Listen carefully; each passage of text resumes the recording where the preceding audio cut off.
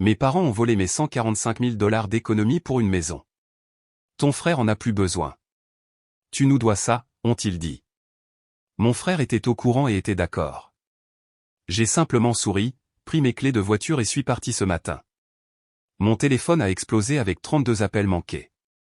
Merci d'être là avec moi aujourd'hui. J'espère que vous passez une merveilleuse journée, où que vous soyez. J'aimerais que vous puissiez partager dans les commentaires la ville ou le pays d'où vous regardez et l'heure qu'il y est. Maintenant, commençons notre histoire ensemble. L'écran brillait, un rectangle blanc stérile dans la pièce sombre. Mon pouce planait sur l'icône de l'application bancaire. Vérifier le solde était un rituel que je pratiquais presque quotidiennement, une petite dose de satisfaction après des années de sacrifices acharnés. Ce n'était pas qu'un nombre, c'était une représentation tangible de sueur, de repas sautés et de rêves différés. Chaque chiffre grimpant plus haut était une brique posée sur les fondations de l'avenir que je construisais brique après brique avec précaution. Pendant 5 ans, ma vie avait été un ressort fortement comprimé de travail et d'épargne. Tout juste sorti de l'université, accablé par des dettes d'études qui ressemblaient à un poids physique, j'avais pris le premier emploi décent que j'avais pu trouver et j'en avais ajouté un deuxième le week-end. Mes amis vivaient la vie des jeunes de 20 ans, voyages, concerts, voitures neuves.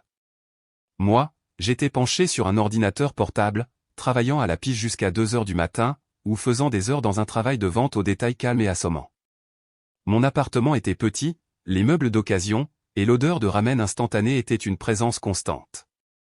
Je conduisais une berline cabossée avec plus de kilomètres qu'un astronaute. Mais chaque fois que je transférais 100 $, 1000 $, sur ce compte d'épargne à haut rendement, c'était comme une victoire. C'était à moi, gagner. Ces 145 000 $ n'étaient pas seulement de l'argent. C'était la compte pour une petite maison ou un endroit avec un petit jardin, peut-être même une balançoire sur le porche. Un endroit où je pourrais peindre les murs de la couleur que je voulais, où le bruit le plus fort serait celui des oiseaux le matin, et non la télévision de mes voisins du dessous.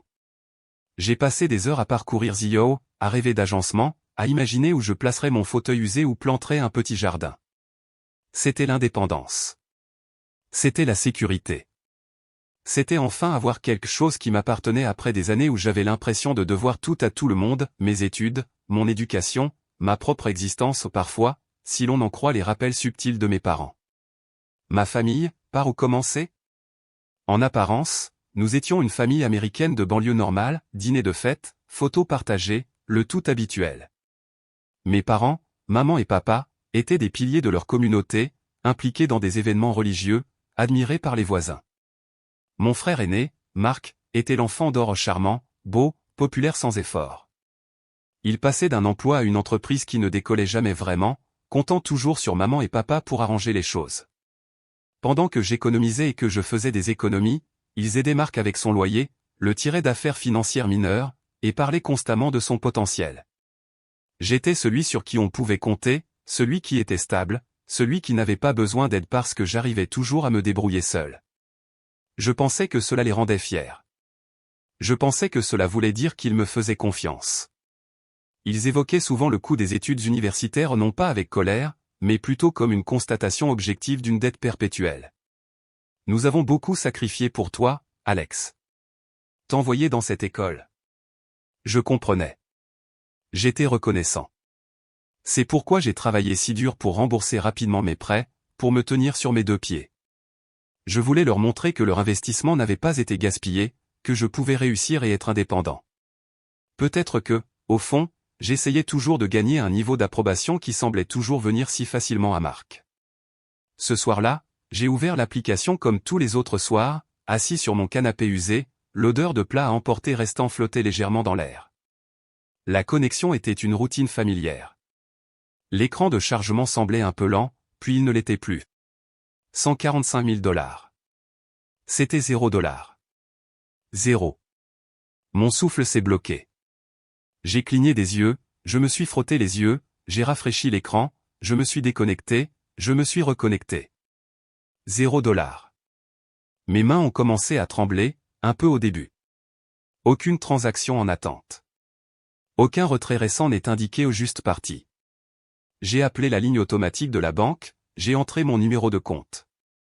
La voix synthétique a confirmé le solde, 0. J'ai balbutié pour parler à un représentant humain, ma voix tremblait. Ils ont vérifié. Revérifié. Confirmé. Un important virement bancaire avait été initié à partir de ce compte il y a 2 jours. Initié par qui? Le compte était uniquement à mon nom. Ils ne pouvaient pas me donner de détails par téléphone, invoquant la confidentialité, mais ont confirmé que le retrait avait été effectué. Le monde a basculé. Mon petit appartement est soudainement devenu l'endroit le plus solitaire et le plus instable du monde. L'air est devenu épais, étouffant. Ma poitrine s'est serrée comme si quelqu'un avait enroulé du fil barbelé autour de mes poumons. Le trajet jusqu'à la maison de mes parents a ressemblé à un flou. Les rues familières de la banlieue sous les lampadaires semblaient étrangères, menaçantes. Chaque maison que je passais, grande ou petite, semblait se moquer de moi. Tu pensais obtenir une de celles-ci? Réfléchis bien. Le nœud dans mon estomac se resserrait à chaque kilomètre. Mes mains étaient si serrées sur le volant que mes articulations étaient blanches. Le seul son était ma respiration irrégulière et le ronronnement des pneus usés sur l'asphalte. Lorsque je suis arrivé dans leur allée, la voiture de Marc était là. Bien sûr. Il semblait passer de plus en plus de temps à la maison ces derniers temps. Les lumières de la maison étaient allumées, projetant une lueur chaleureuse et invitante qui ressemblait à une cruelle plaisanterie. Prenant une profonde inspiration tremblante, je suis sorti de la voiture. L'air était frais, mais je me sentais moite. Je suis entré sans frapper, ce qui était inhabituel pour moi ces derniers temps. J'attendais généralement une invitation, maintenant cette petite limite de l'âge adulte. Ce soir, j'avais juste besoin de réponses. Ils étaient dans le salon, maman tricotait sur le canapé, papa regardait la télévision, Marc était avachi dans son fauteuil habituel, faisant défiler son téléphone l'image d'une vie de famille chaleureuse et normale. Alex? Que fais-tu ici? Tout va bien, demanda maman, les sourcils légèrement froncés par la surprise plus que par l'inquiétude. Je n'ai pas répondu tout de suite. Je suis resté là, mon téléphone à la main, l'application bancaire ouverte sur l'écran du solde 0. Ma voix est sortie basse, tendue. Mon compte d'épargne, tout l'argent a disparu. Papa a coupé le son de la télévision. Marc leva les yeux, un éclair de quelque chose que je ne pouvais pas tout à fait lire traversa son visage avant de se figer dans une expression neutre. Disparu? De quoi parles-tu? Demanda papa, une pointe d'impatience dans le ton. Le compte, mes économies pour la maison. 145 000 $. Il a disparu. La banque a dit que c'était un virement bancaire initié à partir du compte. Ma voix tremblait maintenant. Comment cela a-t-il pu arriver? Maman et papa échangèrent un regard qui m'a glacé plus que le solde 0. Ce n'était pas la surprise. C'était la reconnaissance, et quelque chose d'autre, la défiance. Papa s'est penché en arrière sur sa chaise. Oui, Alex, nous l'avons pris. Les mots m'ont frappé comme un coup physique. Pire que de voir le 0 en ligne, dit à haute voix avec tant de désinvolture. Ils l'ont pris. Vous l'avez pris. Ma voix était à peine un murmure. Le fil barbelé autour de ma poitrine s'est resserré. Mais pourquoi? Comment? C'était mon compte. Uniquement à mon nom. Maman a posé son tricot. Son expression était calme, presque agaçantement rationnelle. Eh bien, techniquement, nous avons ouvert ce compte pour toi quand tu étais adolescent. Tu te souviens? Ton nom y était. Oui, mais c'était un nouveau compte que j'ai ouvert des années plus tard, spécifiquement pour les économies de la maison après la fermeture de l'ancien. Je me souviens des papiers. Je me souviens avoir spécifiquement demandé qu'ils soient séparés. Une vague de nausée m'a envahi. Mais pourquoi? Ai-je répété, plus fort cette fois. Le contrôle glissait. La douleur était brute. C'était tout aux 5 ans de ma vie, pour une maison.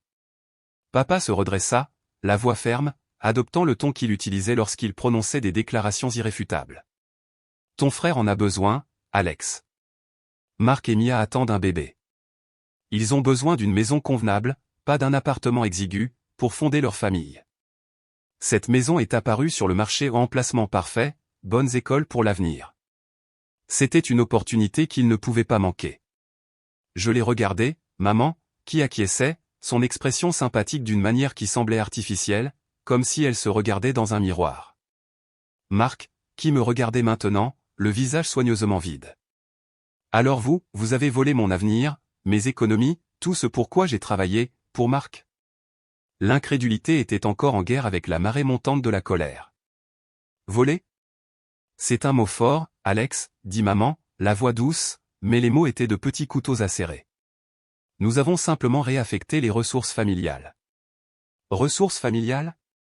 Je n'ai pas pu m'empêcher de rire d'un son sec et creux. J'ai gagné chaque centime de cet argent, en travaillant 2 emplois, en mangeant des nouilles instantanées pendant que Marc. Je me suis arrêté. Ne compare pas. Reste concentré. C'était mon argent, pour ma maison.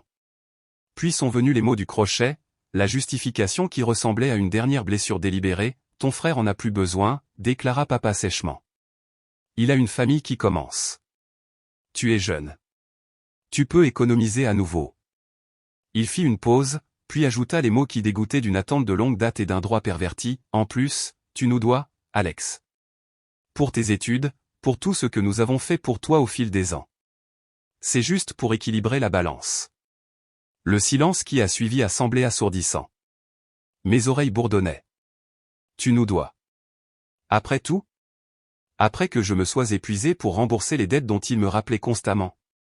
Après que je ne leur ai jamais demandé un sou? Après que j'ai tellement essayé d'être le fils responsable et prospère qu'ils semblaient vouloir? Je leur devais. Et le paiement était tout ce que j'avais tout ce que j'avais construit. Mon regard s'est tourné vers Marc.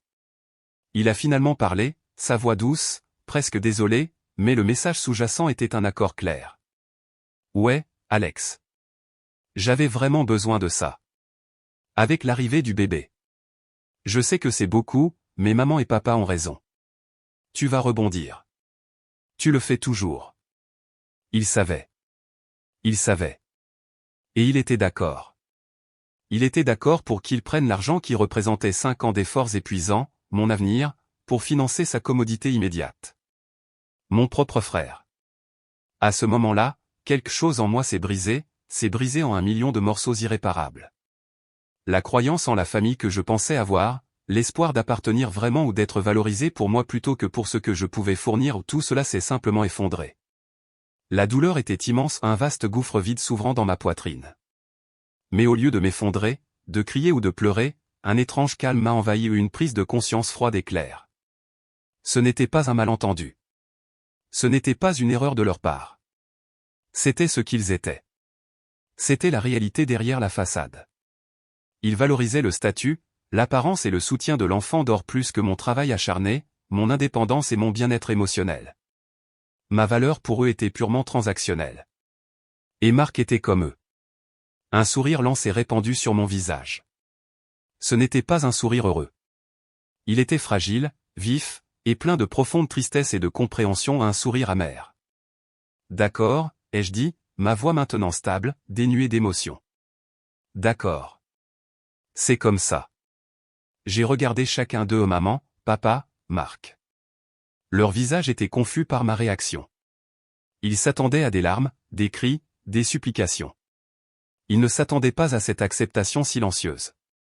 Je comprends maintenant, ai-je répété, le sourire figé, fort et clair, sans autre mot.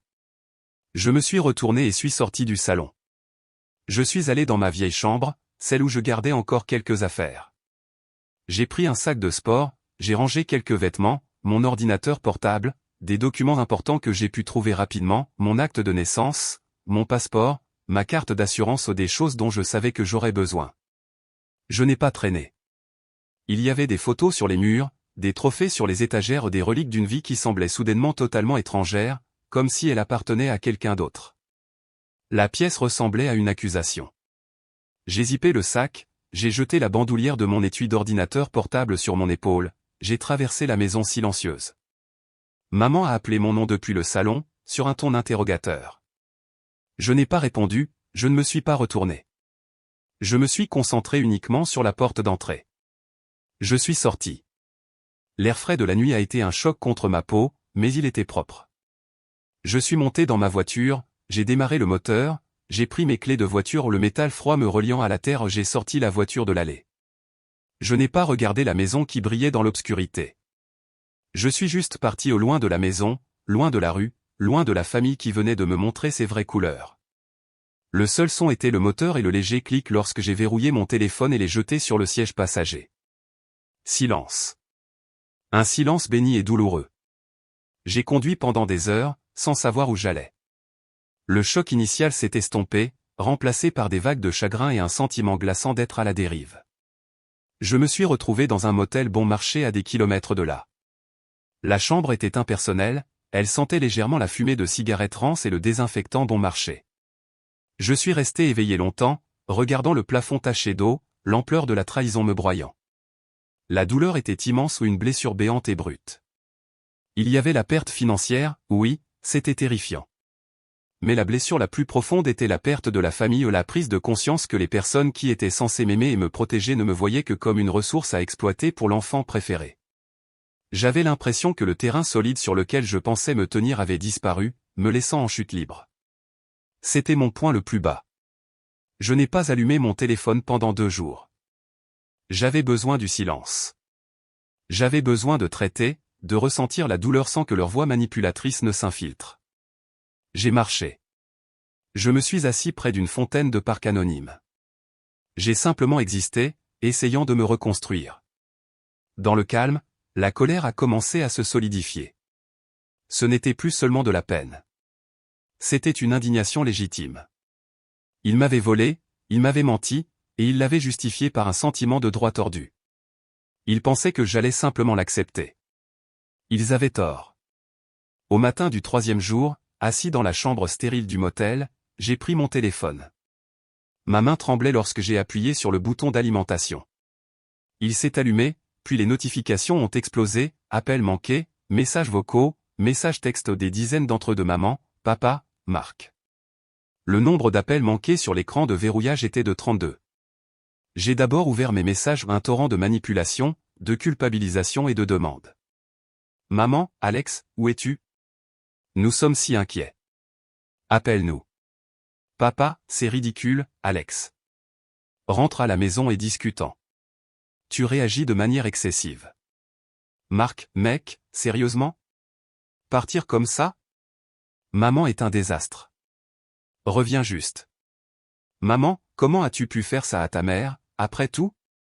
Papa, nous allons discuter de la façon dont tu peux recommencer à économiser, mais cette réaction est inacceptable. Marc, écoute, pour l'argent, c'est compliqué. Mais nous sommes une famille. Tu ne peux pas juste disparaître. Pas un seul message exprimant des remords pour ce qu'ils avaient fait. Pas une seule excuse pour avoir pris mon argent. Tout portait sur ma réaction, mon abandon perçu, ma gêne pour eux. Leur masque était toujours fermement en place, du moins dans leur communication. Ils contrôlaient le récit, même dans les messages privés, se présentant comme des parents inquiets ayant affaire à un fils difficile et ingrat. Lire leurs mots ressemblait à une seconde vague de trahison, plus froide et plus calculée que la première. Ils croyaient vraiment qu'ils étaient justifiés. Ils croyaient vraiment que je leur devais quelque chose. Et ils croyaient vraiment que j'allais simplement me remettre en ligne. Mais quelque chose avait changé en moi. Le sourire amer de ce soir-là n'était pas seulement de la douleur. C'était la plantation d'une graine ou une graine de détermination. Je n'étais plus cet enfant docile. Je n'étais plus le fils qui essaierait constamment de gagner leur amour. J'étais quelqu'un qu'ils venaient de voler. Et je ne le supporterais pas. J'ai commencé à rechercher les lois financières, les litiges sur les avoirs familiaux, la procuration. C'est alors que je suis tombé sur quelque chose qui m'a glacé le sang, une faille juridique, une méthode qu'ils auraient pu utiliser pour accéder à un compte auquel ils étaient auparavant liés. Peut-être lié à un document dont je me souvenais vaguement avoir signé il y a des années sous prétexte qu'il était lié à la gestion des finances ou au transfert de fonds universitaires lorsque j'étais plus jeune et moins avisé. Ce n'était pas du piratage pur et simple. C'était une manipulation de système qu'ils comprenaient probablement mieux que moi à l'époque, utilisant quelque chose que j'avais inconsciemment accepté il y a des années. Il ne s'agissait pas d'un vol impulsif. C'était potentiellement planifié, tirant parti d'une vulnérabilité passée qu'ils avaient créée ou exploitée. La méthode était plus insidieuse qu'un simple vol. C'était une manœuvre calculée basée sur une tromperie passée. Ce n'était pas seulement prendre. C'était prendre en utilisant une clé cachée qu'ils m'avaient convaincu de leur donner il y a des années. J'ai appelé Sarah. Sarah était mon amie la plus proche, un roc. Elle a écouté patiemment pendant que je racontais toute l'histoire, la douleur brute dans ma voix. Son indignation a été immédiate et validante. Alex, ce n'est pas seulement mal. C'est un vol. C'est inadmissible. Aucune famille ne fait ça. Sa réaction a été comme une bouée de sauvetage, me tirant hors de l'isolement de ma douleur. Elle m'a aidé à penser logiquement, m'exhortant à tout documenter, chaque message, chaque transaction, chaque détail de conversation dont je pouvais me souvenir. Sarah a même suggéré de parler à un avocat. Cela semblait intimidant, coûteux. Mais plus j'y pensais, plus je réalisais que ce n'était plus seulement une question d'argent. Il s'agissait de justice. Il s'agissait de reprendre ma vie et de fixer une limite si ferme qu'elle ne pourrait plus jamais être franchie. J'ai trouvé un avocat spécialisé dans les litiges sur les avoirs, une femme nommée Madame Peterson, vive et pragmatique. J'ai exposé les faits, je lui ai montré les relevés bancaires, les captures d'écran des messages, les recherches que j'avais faites sur la faille juridique potentielle qu'il pourrait avoir exploitée en fonction de cet ancien document vague. Elle a écouté attentivement. C'est complexe, a-t-elle dit. Surtout en famille. Il pourrait être difficile de récupérer le montant total, mais nous pouvons certainement leur rendre les choses très difficiles. Et plus important encore, nous pouvons obtenir un levier. Levier. Le mot a résonné. Il ne s'agissait pas de me venger sur eux avec colère. Il s'agissait d'une action stratégique. Mon chemin était clair. Je n'allais pas répondre à leur culpabilisation ou à leur demande. J'allais combattre cela légalement, discrètement et stratégiquement.